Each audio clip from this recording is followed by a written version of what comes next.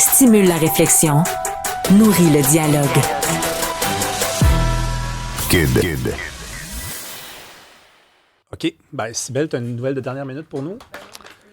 OK, parfait. Donc, c'est le décès d'Ozzy Osbourne quelques semaines après son concert d'adieu. Donc, Ozzy Osbourne, le chanteur de Black Sabbath, qu'on a vu il y a quelques semaines en concert, qui avait l'air vraiment affaibli par la maladie. C'était son dernier. Il était assis sur scène. Moi, j'ai vu des images. Ça m'a vraiment... Bon, je ne suis pas un très grand fan de Ozzy Osbourne, mais je trouvais ça douloureux à voir, de me dire qu'un artiste avait besoin de faire ça jusqu'à la fin de ses jours des concerts, malgré le fait que ça ne semblait pas lui tenter vraiment. Donc, il est décédé quelques semaines après son concert d'adieu. Écoutez, pour les fans de musique métal comme ça, j'imagine que c'est une nouvelle pas méga agréable à entendre. C'est vraiment un des bâtisseurs de la musique métal aux États-Unis. On parle avec Rodolphe Uni de cette rencontre des premiers ministres des provinces. En ce moment, ça se déroule en Ontario. C'est Doug Ford qui est l'hôte de cette rencontre-là. Bonjour, Rodolphe. Bonjour, Rémi. Rodolphe, hier, Mark Carney rencontrait, j'ai vu des images, François Legault. François Legault disait « Ça va bien se passer, moi j'ai établi mes conditions, il n'y aura pas de problème avec le français. » Mark Carney est au courant de ça. Le 1er août arrive, la fameuse date qui est importante à respecter en ce qui concerne l'entente avec les États-Unis au niveau des tarifs. Est-ce que tu es optimiste? Ben, écoutez, j'ai entendu le point de presse de M. Carney suite à cette rencontre qu'il a fait avec tous les premiers ministres et je pourrais te dire que pour l'instant, on ne sait pas où est-ce qu'on en est. Parce que oui, tu viens de le dire, le 1er août est soi-disant un échéancier qui a été fixé pour que des tarifs de 35%, par exemple, s'appliquent au Canada et le Canada essaye de voir si on peut négocier quelque chose. Donc, selon les mots de M. Carney, oui, il y a des négociations. Il a même parlé que peut-être son chef de cabinet, que le ministre Dominique Leblanc peut-être serait à Washington, en tout cas cette semaine. Mais d'un autre côté, il dit, écoutez, si les conditions ne sont pas bonnes, peut-être qu'on n'aura pas d'entente. Et on se souvient que la semaine dernière, il avait dit où il faudrait peut-être s'habituer à vivre avec cette nouvelle normalité d'avoir des tarifs. Donc, d'un côté, on dirait que M. Carney, on voit des signaux qui sont un tout petit peu contradictoires. D'un côté, il dit, bon, ben écoutez, il faudrait qu'on s'habitue à cette nouvelle normalité puis qu'on renforce l'économie canadienne. Mais de l'autre, il dit, écoutez, je ne vais pas non plus signer un mauvais accord si les conditions ne sont pas réunies. Surtout que, il faut pas oublier quelque chose, puis c'est ça que je voudrais qu'on mette un tout petit peu en perspective. Oui, on est en train de négocier actuellement de façon bilatérale, Canada, États-Unis, voire une sorte d'accord. Mais n'oublions pas que l'année prochaine, on devra aussi renégocier ce qu'on appelle le CUSMA, ce fameux accord de libre-échange Canada, États-Unis, Mexique. Donc, il faut faire très attention de ne pas peut-être faire des concessions aujourd'hui pour ensuite refaire encore des concessions dans 6 mois ou dans 1 an quand il y aura possiblement un autre accord de négociation ou un autre cadre de négociation. Donc, c'est pour ça qu'on est un peu dans une situation où M. Trump nous a mis des tarifs aluminium, acier, automobile, un peu énergie, mais on a un accord de libre-échange qui s'applique. Puis ensuite, on va avoir cet accord de libre-échange qui s'appliquera peut-être plus, où il faudra aussi renégocier, puis il faudrait voir qu'est-ce qu'on a fait pour ne pas avoir trop de tarifs sur l'acier, l'aluminium, la gestion de l'offre, etc., etc. Donc, tu vois que c'est très, très compliqué, mais oui, je pense que pour l'instant, on ne sait pas ce qui va arriver, mais il faut bien aussi mettre en perspective que M. Trump, je ne crois pas non plus qu'il sait où est-ce qu'il s'en va.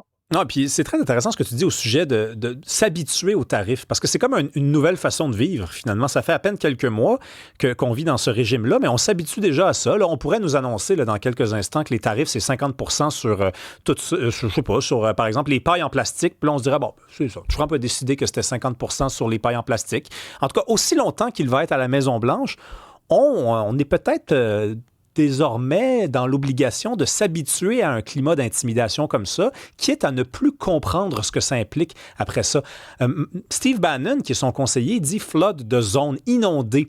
Les médias, inonder les gens d'informations comme ça qui arrivent de toutes parts pour qu'on ne soit plus capable de comprendre ce qui se passe.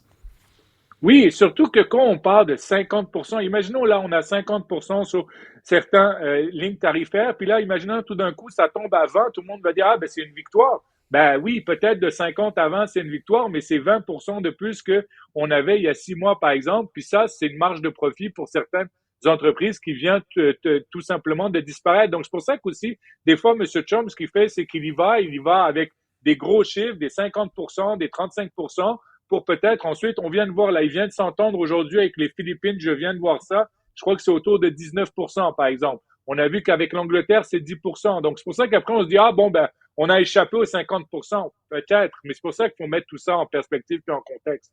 Tu veux nous parler aussi de Donald Trump. On vient d'en parler avec Marc Boilard, là, qui trouve le Canada méchant et désagréable. Donc, il trouve le moyen de dire que la réplique canadienne, puis la réplique canadienne, rappelons que c'est le boycott de certains produits, c'est certains Canadiens ont décidé de ne pas aller aux États-Unis passer leurs vacances. Je dis certains, mais quand même beaucoup, là, ne réduisons pas l'ampleur de cette démarche-là. Lui, il trouve que c'est méchant et désagréable. Il n'est pas gêné. Oui, puis ça vient aussi de la bouche de son ambassadeur américain au Canada, le fait qu'on a, par exemple, boycotté certains whisky ou certains alcools américains, le fait que aussi beaucoup de Canadiens ont choisi de rester au pays et de bouder, que ce soit le Vermont, le Maine ou peut-être aussi certains États du Sud comme de la Floride. Donc oui, c'est la réaction qu'on n'est pas gentil parce que on s'est fait attaquer. Puis, tu sais, aujourd'hui, on en parlait encore aujourd'hui avec les tarifs. Monsieur Doug Ford a dit, écoutez, peut-être qu'on devra encore remontrer les dents. Quand on monte les dents, selon le président américain, ben, on est des pas fins quand c'est lui qui avait bien évidemment commencé toute cette bataille tarifaire. Mais il y a des gens qui se moquaient, puis y compris même au Québec, en tout cas sur Twitter, moi je voyais beaucoup de gens dire, franchement, c'est tellement niaiseux de boycotter les produits américains, c'est tellement niaiseux de ne pas se rendre aux États-Unis, ils verront jamais la différence, on est des momounes, on n'a pas d'énergie, on n'a pas les moyens de mener cette guerre-là. Si l'ambassadeur s'exprime sur cette question-là, puis on a vu d'ailleurs une ville, je pense au Vermont, nommer une de ses rues, la rue du Canada, pour continuer en tout cas d'accueillir des touristes. C'est que finalement, ça fonctionne quand même, cette façon-là de répondre.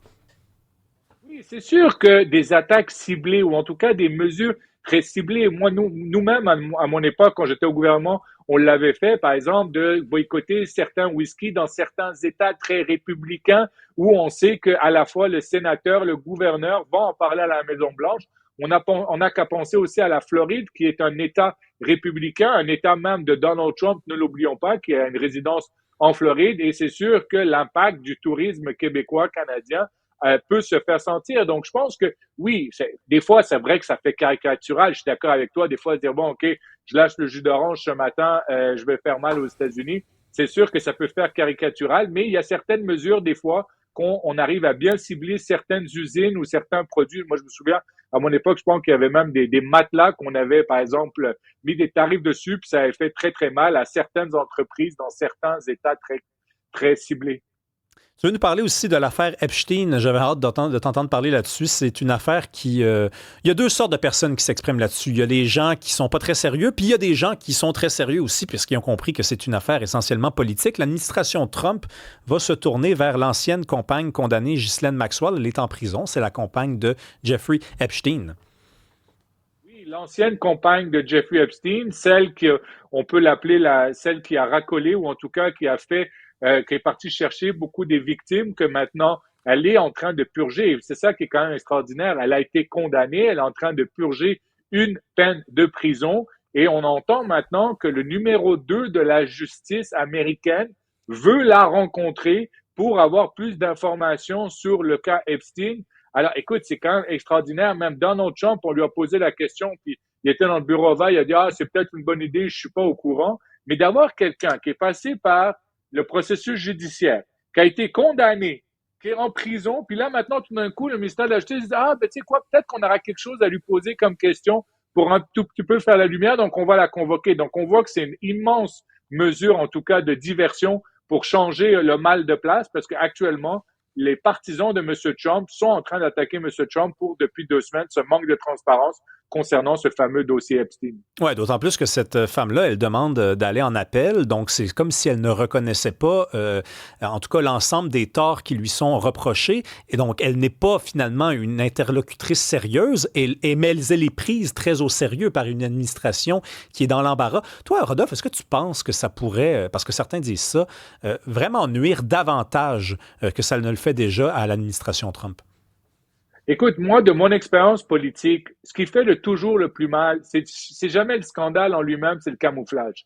Et on l'a vu pour Nixon, on l'a vu pour d'autres politiciens. Donc, le fait que cette histoire continue, le fait qu'ils essayent de cacher en tout cas la vérité, où il y a ces soupçons de camouflage, je pense que c'est ça qui fait plus mal que si, par exemple, on apprenait que M. Trump faisait partie, par exemple, parce que, écoute, Elon Musk l'a déjà dit haut et fort d'une certaine façon. Ensuite, il a retiré ses propos. On sait qu'il y a une certaine forme d'association ou qu'il y a eu une certaine forme d'association entre M. Trump et M. Epstein, mais le fait de le cacher, je pense que ça fait plus mal.